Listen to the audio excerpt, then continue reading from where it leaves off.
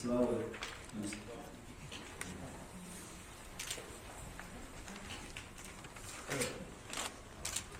Vseeno, hvala, da ste tukaj, če kateri, ki govori slovensko. Otherwise, we have to speak English, which I think is already an indication where we are. In what sense? No, I don't want to engage in this English American imperialism bashing. I think this is even good. This is a chance. I will return to this at the end. For us smaller nation, especially from post-communist Eastern Europe, I think that this fear of in global society we will all be eating hamburgers and watching American blockbusters is totally wrong. I think the truth is the opposite one. Globalization at the level of culture gives a unique chance to smaller nations to have their 5 minutes on the world stage. For example, in domains which I follow, and I think they are very important. Cinema and detective novels. It's incredible how beneficent the effect of globalization was. If you know anything about detective novels today, you know that the main trend of the last 20, 30 years is decentralization. That is to say, till like 30, 40 years ago, there were a couple of paradigmatic places, like British detective novels in some castle outside London, whatever, then American noir novels in LA, New York, whatever. It was localized, maybe France, Paris, and so on. Today, things can happen anywhere you want, at any time you want. You know, you have detective novels which takes place in ancient Greece, at the Pericles time. You have even a very popular American series, the author is Stephen Sayer, whose detective novels take place in ancient Rome and in contemporary society. How did I learn to know, not Sicily, but southern Italy? There are a couple of excellent Italian writers, novels take place there. You even have detective novels which take place in today's Tibet and so on. So I think, if you ask me, the true victim of globalization will be, and already are, which is why they are in such a panic, even the way they act within European Union, the second level powers, like not United States, China, but countries like France, Germany, and so on. They are reduced more and more, I think, culturally, even economically, to the same level as us smaller natures. And some effects of it are already here. For example, now I go to another domain, to cinema. For example, the last thing which is in lately are, as you maybe know, at least in my circles, Romanian film, Romanian cinema. You know, all those like east of Bucharest, 4 months, 3 weeks, 2 days, and so on and so on. And don't underestimate the effect of this, at least among this global society of people who work, so-called leisure intellectual classes, who work in the media and so on. They all know about Romania. I mean, a lot more. Before it was this just abstract idea, some horrible monster, Ceausescu, whatever. They know about it. Don't underestimate this. So I'm, at this level, at least culturally and so on, I'm an optimist. But let me not lose my thread and let me start in a more systematic way. First, I have to apologize. I'm a philosopher. So, of what use I'm here? We philosophers don't have answers.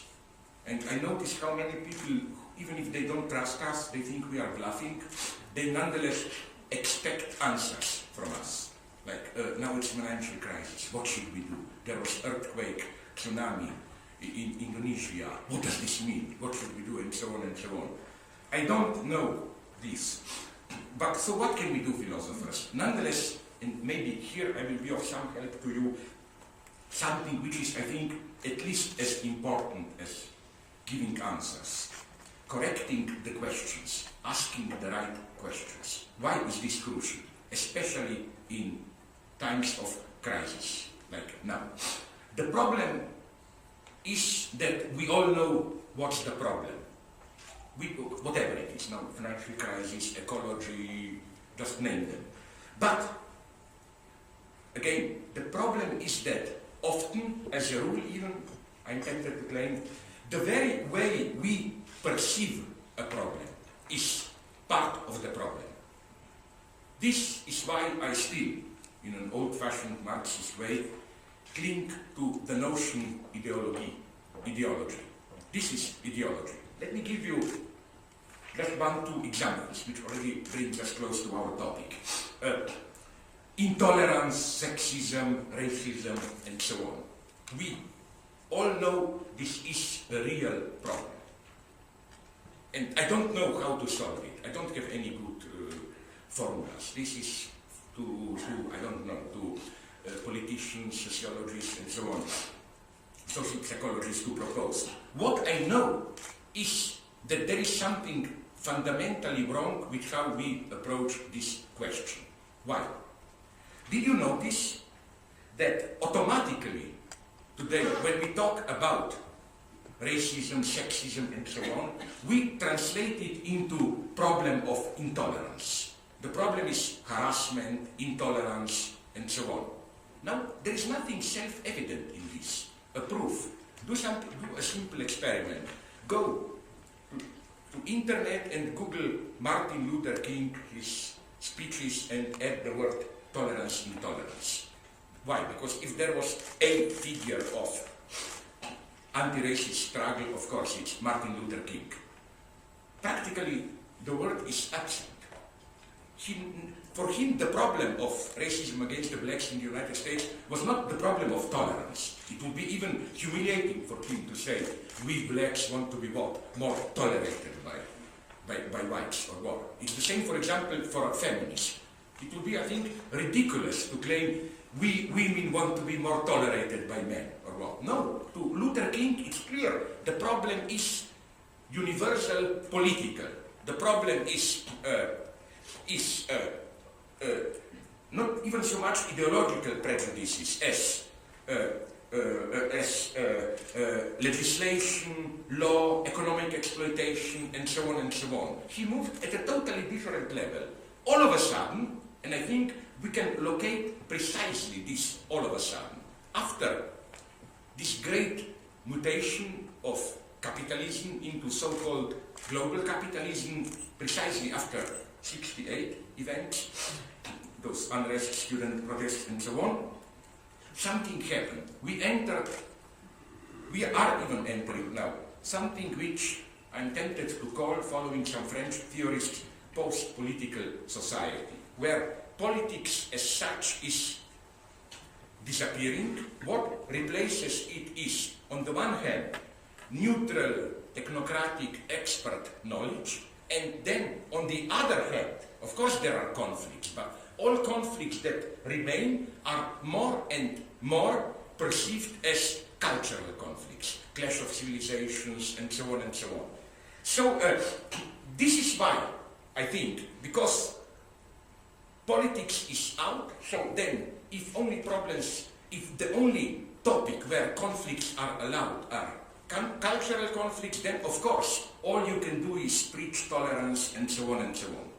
So my reaction to today's fight for intolerance as a philosopher is not what to do, it's just to warn first, why to ask, why do we automatically translate racism into a problem of tolerance? This tells us, I think, a lot about ideology today. For example, let me now make a couple of associations just to bring to you the background of this shift to tolerance, intolerance. First, the other side, the obverse of this focus of tolerance is the popularity, universal popularity of the notion of harassment. Like the other, which racists fear, is perceived as someone who harasses us, intrudes, endangers our way of life, and so on and so on.